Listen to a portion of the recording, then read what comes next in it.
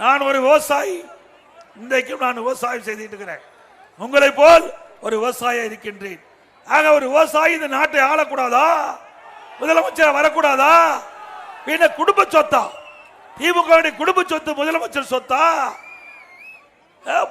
அவர்கள் தான் திமுக கட்சிக்கும் பொறுப்பில் இருப்பாங்க. அவர்கள் தான் இந்த நாட்டிற்கு முதலமைச்சர் வருவாங்க.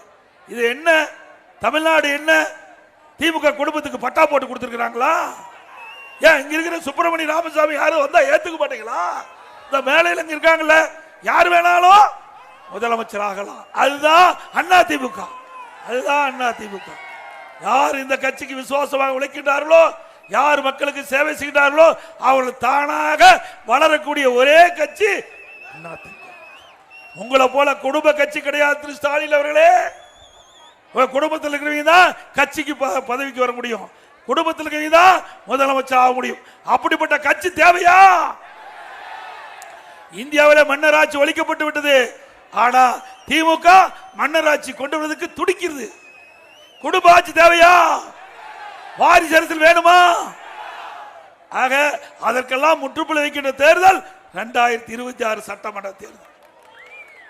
திரு கருணாநிதி அவர்கள், அதற்கு பிறகு ஸ்டாலின், இப்ப உதயநிதி முளைச்சிட்டார், பிறகு இன்பநிதி. என்னையா அநியாயம்? நாட்டு மக்களுக்கு வேற ஆளே கிடைக்கலையா? ஆக சிந்தித்து பார்க்க வேண்டும். இந்த தேர்தலோடு திமுக குடும்பத்திற்கு, திரு கருணாநிதி குடும்பத்திற்கு முற்றுப்புள்ளி வைக்கின்ற தேர்தலாக இருக்க வேண்டும். ஏன் அந்த கட்சியில ஆளே இல்லையா? எப்ப பார்த்தாலும் ஸ்டாலின் பேசுறார், நாங்க எமர்ஜென்சில கைது செய்யப்பட்டோம், விசா சட்டத்தில் சிறையில் இருந்தோம் அப்படின்னு எப்ப பார்த்தாலும் சொல்றார். தான் வாழ்நாள்ல திமுக உழைத்தேன் உழைத்தேன் என்று சொன்னார். அதோட நிறைய உழைத்தவங்களா ஓரம் கட்டி வச்சிருக்கிறீங்க. திரு கருணாநிதி நூற்றாண்டு விழா, அங்க ஒரு கண்காட்சி ஏற்பாடு பண்ணியிருந்தாங்க. அதுல திரு ஸ்டாலின் மிசா சட்டத்தில் சிறையில் இருக்கிற மாதிரி ஒரு காட்சி. உண்மையிலே சிறைக்கு போக வேண்டிய ஆள் தான். அது 2026 பிறகு தெரியும். அப்படி ஒரு காட்சி. அப்படியெல்லாம் செஞ்ச திரு ஸ்டாலின் அவர்கள் உண்மையா உங்களோட கஷ்டப்பட்டவர்களுக்கு பதவி கொடுக்கணும் இல்ல? என்ன உதயநிதி எத்தனை போராட்டத்தில் கலந்துட்டாரு, எத்தனை முறை சிறைக்கு போனாரு. இதே அண்ணன் துரைமுருகன் அவர் எதிர்கட்சி தான், இல்லைன்னு சொல்ல.